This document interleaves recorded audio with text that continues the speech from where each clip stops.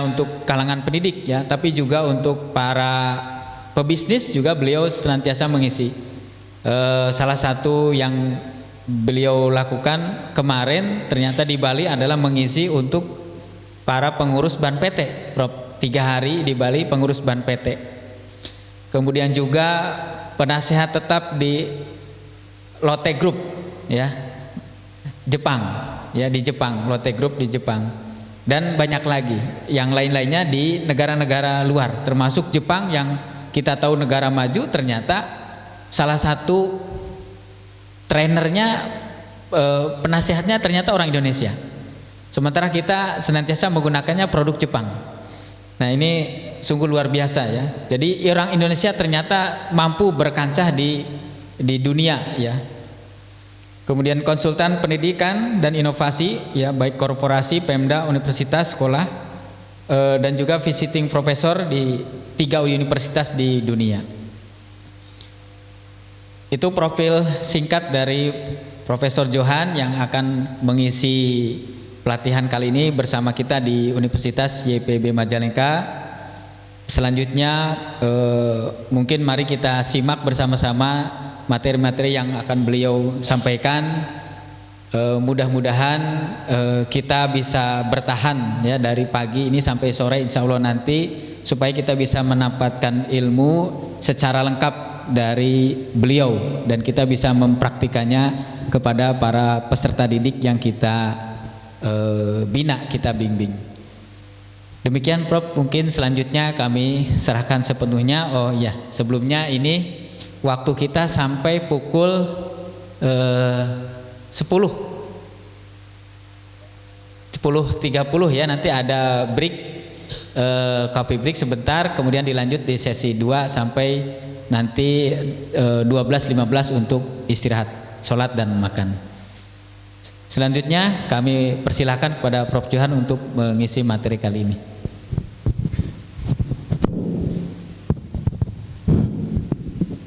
Terima kasih Pak Oki. Assalamualaikum warahmatullahi wabarakatuh. Yang sama-sama kita hormati Pak Rektor ya, beserta para wakil rektor, kemudian keluarga besar Yayasan YPIB, kemudian para mungkin ada guru-guru yang hadir di sini. Pertama-tama mari kita mengucapkan puji dan syukur kehadirat Allah SWT karena perjalanan dari Singapura ke Majalengka ini cukup jauh juga ternyata ya. Jadi saya kemarin dari Singapura ke Jakarta, kemudian penerbangan belum ada ya Pak Rektor ya. Jadi kalau ada penerbangan Singapura ke Kertajati ini lebih cepat Ibu ya, lebih cepat, lebih praktis ya. Kemarin sampai Bandung, sampai Jakarta naik travel ke Bandung.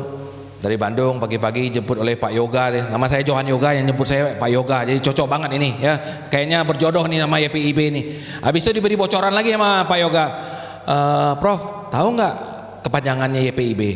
Apa itu? Ada hubungannya sama Sumatera Barat katanya. Yayasan Pendidikan Imam Bonjol ya. Nah, Imam Bonjol itu kan salah satu pahlawan nasional dari Sumatera Barat ya. Orang awak ya.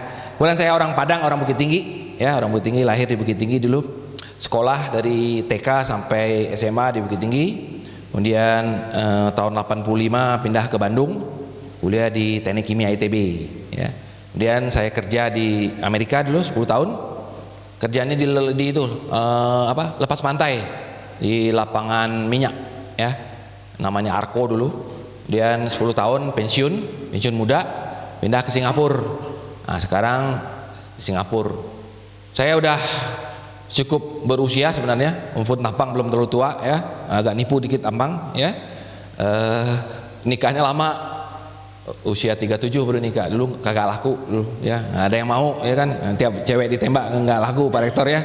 Jadi umur 37 baru ketemu sama gadis di Singapura ya. Jadi istri saya orang Medan tapi udah jadi warga negara Singapura ya, maka itu saya tinggal di Singapura.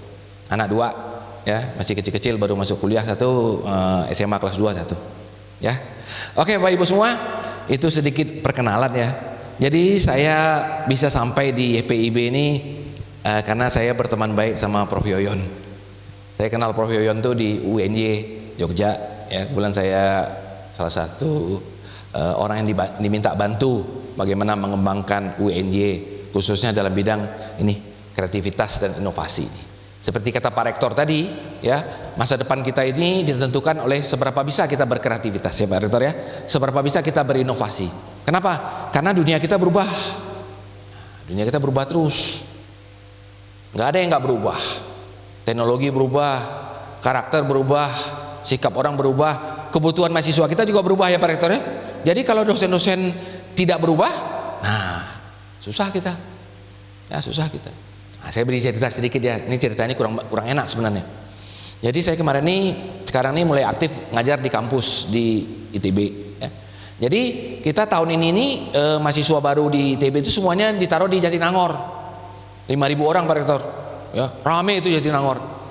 Habis itu saya kan orangnya suka nanya-nanya ya, kenapa ya tahun ini semua mahasiswa tingkat 1 ditaruh di Jatinangor? Ternyata mahasiswa angkatan 2022-2023 itu 60% kagak lulus tingkat 1-nya. Ya. Kemudian ditelusuri, apa salah satu penyebabnya? Ada 2 penyebab. Pertama, kan masuknya 3 jalur. Jalur A, jalur B, jalur C. Nah, jalur A ini yang paling masalah. Jalur A itu jalur undangan, jalur raport. Nah, ini masalah nih. Kalau jalur B itu jalur namanya jalur berdarah-darah. Ya, mungkin Bapak Ibu yang masuk sekolah susah ya. Nah, ini jalurnya jalur kuat nih. Soalnya lewat darah-darah. Ya. Kalau yang C ini jalur bayar. Jalur mandiri ya Pak Rektor ya. Ya, nah, jalur swasta negeri namanya, ya. Swasta negeri, jalur swasta tapi negeri, ya. Jadi ada 3 kasta tuh di kampus. Kemudian komposisinya 30 40 30. Nah, terasa sekarang. Kalau dulu waktu zaman saya ada juga 10 90. 10-nya PMDK, 90 jalur UMPTN. Jadi jalur UMPTN ini kan jalur berdarah ya Pak ya. Kalau jalur berdarah biasanya mahasiswanya ya kuat-kuat lah ya.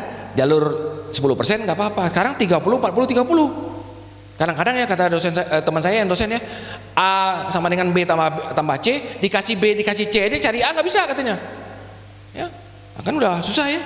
Nah, maka itu akibatnya diputuskan tahun ini semuanya dipindahin ke Jatinangor dulu supaya bisa dibina setahun itu.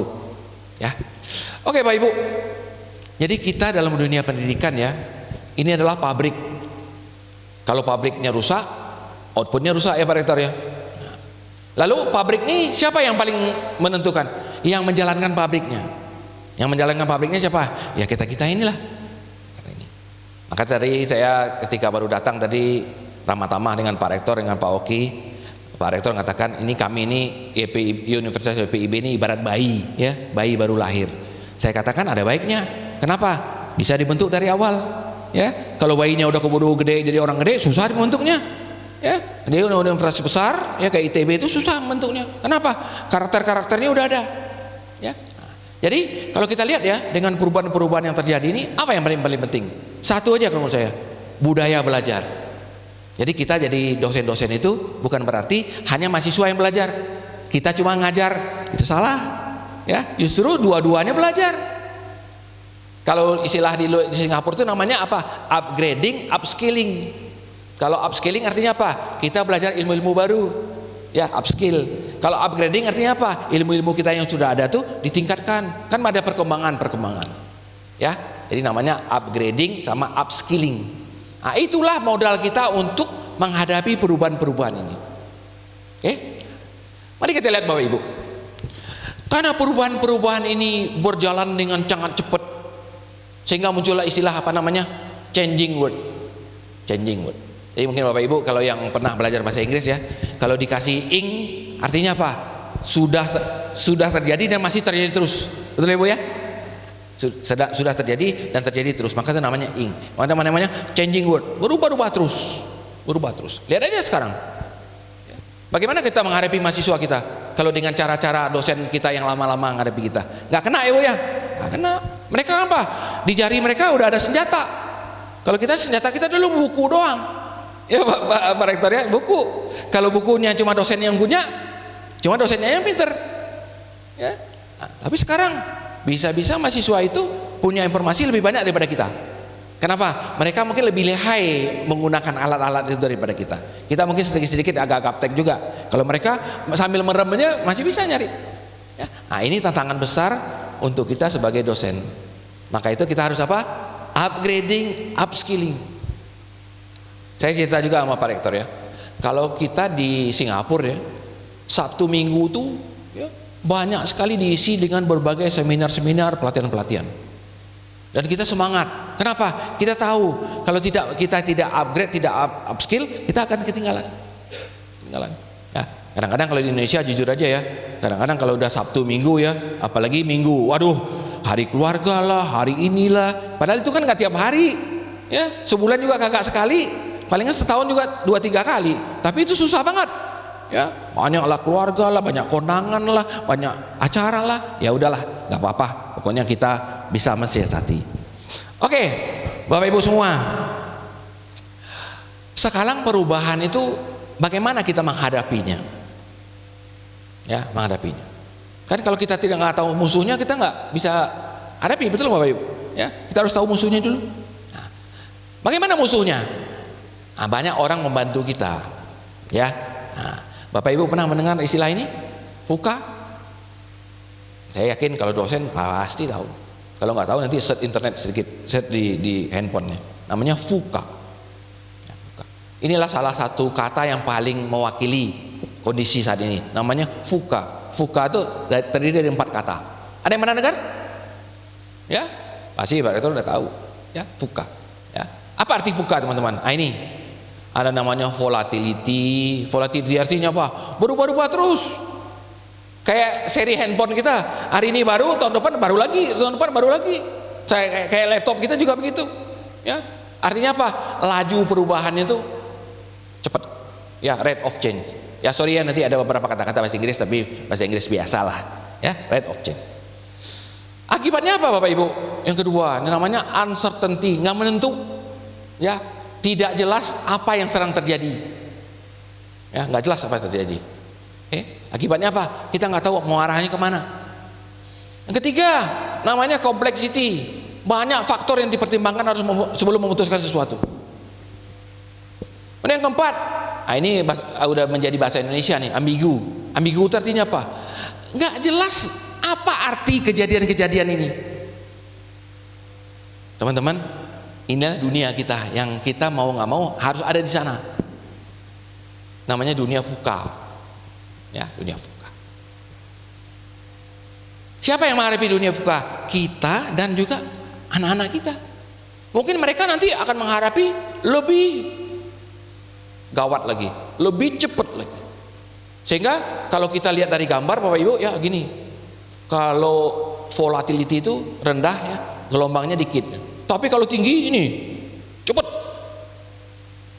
Kalau uncertainty ini, kalau uncertainty-nya rendah, jelas ujungnya. Kalau uncertainty-nya tinggi, nggak jelas ujungnya. Kemana nih? Ke Bandung, ke Majalengka, ke Sumedang, nggak jelas kita. Kemudian kalau kompleksitinya rendah, faktornya cuma 3 aja. Tapi kalau kompleksitinya tinggi, itu lihat Bapak Ibu ya, banyak faktornya. Kemudian kalau ambiguity-nya rendah, jelas kita, wah ini segi 6. Tapi kalau ambiguity-nya tinggi, nggak jelas apakah lingkaran, segi 4, persegi panjang, atau gimana. Bapak Ibu semua, nggak ada orang yang bisa bebas dari sana. Nggak ada orang yang bisa bebas dari sana. Sekarang pertanyaannya, bagaimana kita menghadapinya? Ya, bagaimana kita menghadapinya? Inilah yang akan kita pelajari dari pagi hingga siang nanti. Oke Bapak Ibu, nah sekarang silakan Bapak Ibu yang sudah punya itu handout, ya handout, dibuka halaman pertama yang namanya silabus, ya silabus, ada silabus ya, silabus, yang silabus bulat di tengahnya nih, ya halaman berapa tuh? Halaman 1 harusnya, ya. Oke siapkan itu, ya ada silabus ya bulat-bulat di tengahnya. Oke, nah saya akan menggunakan metode mind mapping untuk melihat secara keseluruhan apa yang mau kita pelajari, ya apa yang mau kita pelajari. Oke, silakan Bapak Ibu tarik tuh arah jam 1, tarik tuh, tarik arah jam 1, tulis di atasnya sesi 1. Oh iya, silakan Pak, biar Pak Oki juga lebih leluasa ya. Sesi 1, ya. Apa yang kita pelajari sesi 1 Bapak Ibu ya? Yang pertama kita akan melihat apa itu perubahan. Ya. Baik perubahan zaman maupun perubahan pola pikir. Nah, itu dua aja itu. Nanti Bapak Ibu kalau udah tahu metode ini ya, ngasih kuliah enak banget. Mahasiswa kita praktis, nggak banyak catatannya, betul-betul. Ini yang kata Pak Oki tadi, learning how to learn ya Pak Oki ya. Dulu di Prof Yoyon nih, kalau Pak Yoyon ada, Prof Yoyon ini ikut dulu 3 hari TOT-nya di Jogja. Ya, 3 hari, Jumat, Sabtu, Minggu. Minggu pakai batik, kenapa? Sekalian mau kondangan. Ya. Oke Bapak Ibu, jadi sesi pagi ini kita akan belajar tentang perubahan. Perubahan apa? Perubahan zaman yang menyebabkan berubah cara orang berpikir. Berikutnya lagi, nah, kita akan masuk ke apa yang disampaikan oleh Pak Rektor tadi, kreativitas. Apa yang kita pelajari kreativitas? Ada sebut namanya paradigma baru. Ya, paradigmanya yang kita ubah. Sehingga kreativitas masa lalu itu akan berbeda dengan kreativitas sekarang. Kalau kreativitas masa lalu itu seolah-olah seni, musik itu kreativitas. Ya Bu ya. Nah, sekarang kreativitas beda, termasuk di pendidikan, bisa diajarkan. Ya. Kemudian yang terakhir kita akan melihat bagaimana kita melakukan pendekatan yang disebut namanya MST. MST itu Bapak Ibu udah tahu tuh, mindset, skill set, tool set. Ya. Jadi kita mengajarkan kreativitas tuh lewat 3 dimensi. Dimensi mindset, dimensi skill, sama dimensi tools. Oke, selesai itu sesi 1. Ya, sesi 1. Kita masuk sesi 2. Bapak Ibu tarik lagi arah jam 5 di halaman yang sama, arah jam 5. Arah jam 5 sesi 2. Ya, ini habis kita istirahat. Masuk kita yang kedua, namanya mindset. Yang pertama dulu. Ya. Jadi walaupun kita hari ini pertemuannya cuma 1 hari ya, tapi materinya insya Allah lengkap. Insya Allah lengkap. Ya, ini versi singkatnya TOT di Jogja. Ya, TOT. Nanti kalau kita ada jodoh waktu, cari waktu pas nanti kita ituin ya. Yang pertama kita lihat apa itu mindset. Apa itu mindset? Yang kedua, mengapa mindset itu penting buat kita? Yang ketiga, apa tipe-tipenya? Apa tipe-tipe? Saya tanya dulu Pak Oki. Pak Oki, peserta kita ini bisa dijangkau dengan WA nggak semua? Mungkin ada beberapa orang nggak ada, bisa. Kalau bisa nanti kita ada tuh seperti ini survei sehingga kita tahu tipe mindset kita apa ya. Itu kita kembangkan di UNY lewat aplikasi handphone aja. Ya, nanti saya kirim ke Pak Oki ya, pas istirahat ya. Ya kan? Ya, nanti Bapak Ibu bisa bawa pulang ke rumah suaminya ini tipe mindset apa? Pak, kasih ini dulu. Nah, itu. Ya, oke. Jadi 3 hal tentang mindset ini. Ya, setelah itu kita masuk ke skill set. Jadi sesi 2 kita ini padat nih. Ya, skill set. Kita pelajari namanya CTP. Bapak Ibu tulis aja dulu biar penasaran ya. CTP itu namanya core thinking process. Jadi kalau kita berpikir itu apa yang kita lakukan oleh otak kita. Ya. Kemudian kita belajar sebenarnya namanya CCTS. CCTS itu Creative and Critical Thinking Skill.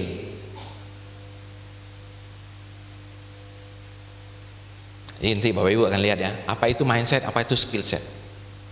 Ya, mana yang penting di kuliah? Ya, mana yang perlu kita kembangkan mahasiswa kita? Oke? Jadi 2 ya. Ini core thinking process. Nanti Bapak Ibu akan tahu istilahnya. Kalau CCTS ini creative dan critical thinking skill. Itu 2 tipe berpikir yang paling penting. Itulah yang mendasari kreativitas dan inovasi. Oke, itu sesi 2. Sesi 2 ini cukup padat nih. Kira-kira sampai jam 12:15 ya. Setelah itu kita masuk sesi 3. Nah, sesi 3 itu kita belajar apa yang disebut namanya tool set. Nah, tool set ini nanti Bapak Ibu akan kita ajarkan yang seperti disampaikan Pak Oki tadi. Kita akan belajar mind map. Jadi mind map ini bisa langsung dipakai dalam perkuliahan. Kalau saya ngajar Bapak Ibu ya, kadang-kadang slide saya cuma 2 aja. 2 lembar aja. Mahasiswa saya pasti seneng kalau saya ngajar sama saya. Nggak banyak nyatet, tapi langsung poin-poinnya. Ya, nanti kalau mereka mau detailnya, mereka baca textbooknya.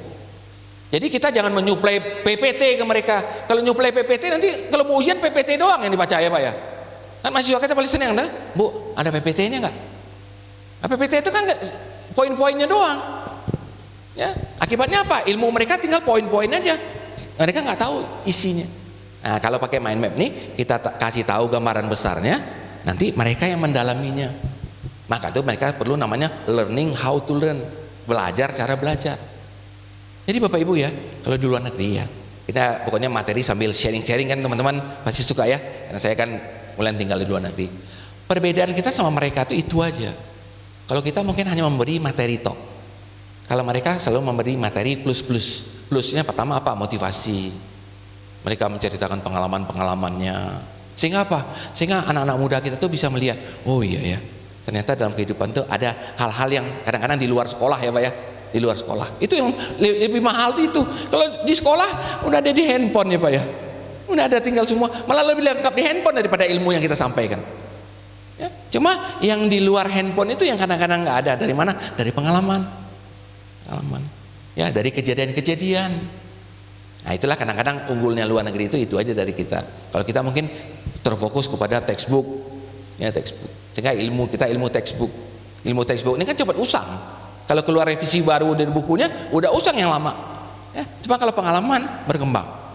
Ya, nah, jadi kita belajar mind map nanti. Khususnya bagaimana langkah demi langkah membuatnya. Nanti kita praktekkan. Ya, nanti Bapak Ibu bisa mempersiapkan bahan-bahan kuliahnya lewat mind map aja.